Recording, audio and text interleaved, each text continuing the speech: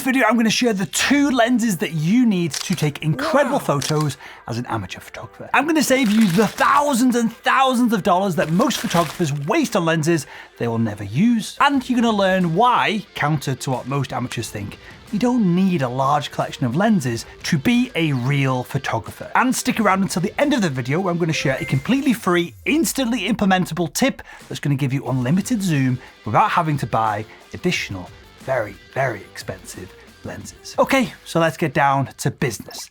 The 2 lenses that you need, well, it's simple. 1 lens for practicality and then 1 lens for fun.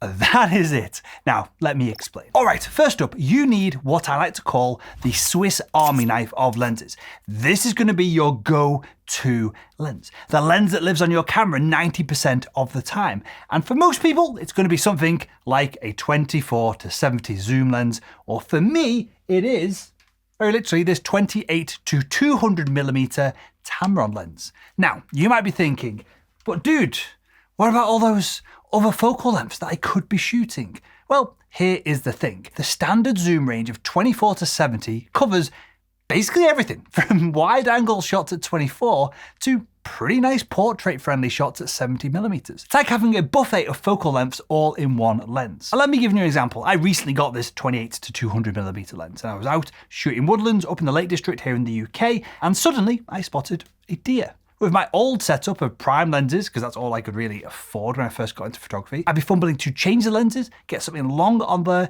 and I would probably have just scared the deer away. If not, it would have just got bored waiting for me to do something, that it would have walked off itself. But with this bad boy, I just zoomed in 200 millimeters and I got the shot. Boom. It's like having superpowers. Everything I need is right there in this one single lens. And whilst the all-round lens can be super handy, you probably still need another lens to inspire a little bit of creativity. And that's why you need a fun lens. Your second lens is where we get to be creative. And I call this your fun lens. It's the lens that makes you excited to go out and shoot. The one that adds a little bit more oomph to your photos or forces you to look at the world that you shoot a little bit differently. For me, that is a 16 to 35 millimeter lens. This lets me take epic wide angle landscape photographs. But hey, your fun lens might be different. Maybe you're into wildlife and so a 100 to 400 millimeter zoom, that gets your heart racing. Or perhaps you're a macro fan and a 100 millimeter macro lens is your idea of a good time. The point here is that the second lens should be something that inspires you to go out and try new things with your photography. And talking about trying new things, that brings me on to my next point. Now, here's something that the photography gearheads who spend more time watching videos about gear than they ever do going out and actually using it don't want you to know. Having fewer lenses can actually make you more creative. And I know that sounds a little bit crazy, but hear me out. When you've got a bag full of lenses, you spend half your time wondering which one to use. Should you go wide, telephoto, macro? It's like being a kid in a sweet store with only enough money to buy one sweet. You become paralyzed by choice. But with just 2 lenses, well, you know exactly what you've got to work with. It forces you to think outside the box, to find new angles. It's just like giving a chef a few ingredients to make a meal. They've got to get creative, but they're still going to make something amazing out of it. And I find that when your choices are limited, it tends to lead to more creativity and often much better results. But you can only be creative when you do this one thing properly, and that is mastering your gear. All right, so let's talk about something that just doesn't get enough attention. Really knowing at a deep level the gear that you're taking out into the field. And quite simply, when you've only got 2 lenses, you get to know them inside and out. It's like having a best friend. You know all of their quirks, their strengths, and also their weaknesses. With your standard zoom of 24 to 70, you start to instinctively know how wide 24mm looks versus 50mm.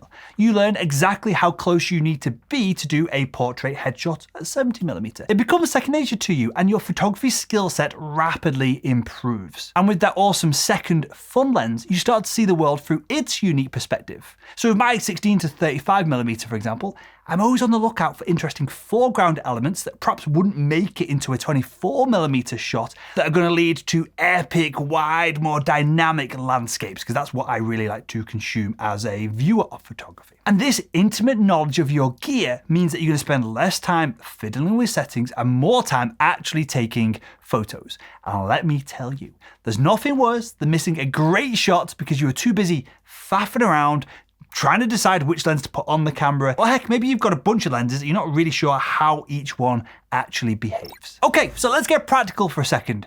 Have you ever lugged around a full bag of lenses and camera gear and tripods? And if you're doing portraits, I guess lighting gear and all that crap all day. It could be like carrying anything from a small child to a normal sized adult on your back. By the end of the day, you're exhausted, your back is killing you, and you're probably getting a little bit cranky. Now, me personally, I love doing landscape photography. I'm climbing up big hills and mountains with my gear, and so the effects of the camera gear's weight are pretty extreme. But even if you just got a little shoulder bag and you're heading out with your kids to take some family photos, then the weight of your gear is still going to matter. And having just two lenses means that you can literally skip down the street. Well, maybe not skip down the street, but you get the idea. It can be liberating. You get to quickly react to photo opportunities without being weighed down. And I take it one step further with my personal landscape photography.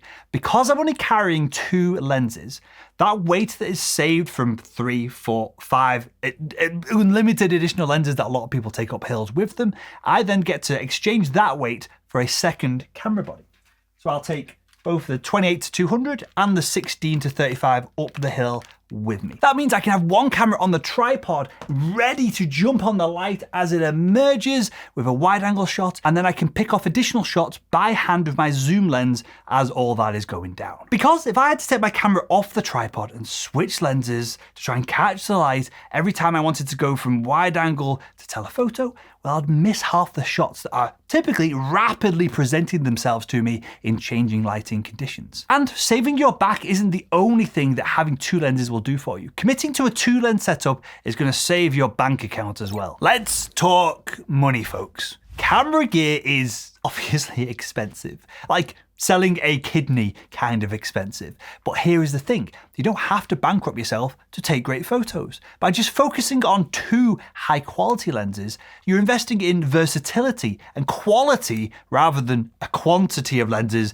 that you're probably never going to use. Sure, those two lenses might cost a little bit more up front, but in the long run, you're going to save a ton of money from buying crap, selling it for half the price that you bought it for, to get rid of it and buy more and more crap over time. Think about it, right?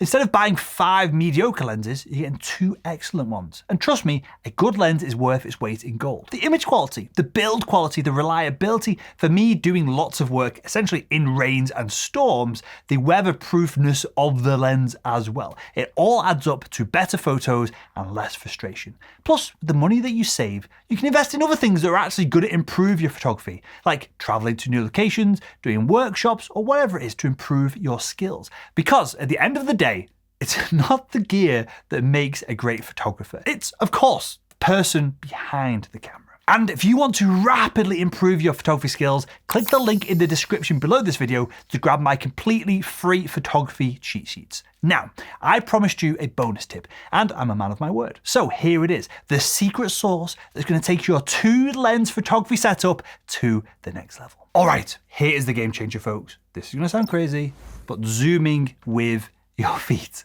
Now, I know this sounds dumb, but stay with me. See, when you've only got 2 lenses, you might think that you're limited, but here's the secret.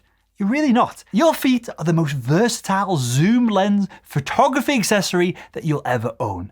If you need to get closer, walk forward. If you need a wider shot, take a few steps back. This is the foot zoom, and it does more than just change your composition. It forces you to really engage with the environment that you are shooting within. You're going to start noticing details that you might have missed if you're just doing what most people do, which is standing in one spot, twizzling that zoom ring and not actually moving around. Very literally, zooming with your feet helps you think more creatively about your compositions. You start looking for unique angles, interesting foreground elements, and new perspectives. It's like a workout for your creative muscles. So I encourage you to zoom with your feet way more often. And if you'd like to continue improving your photography results, why not click the video that's on the screen right now?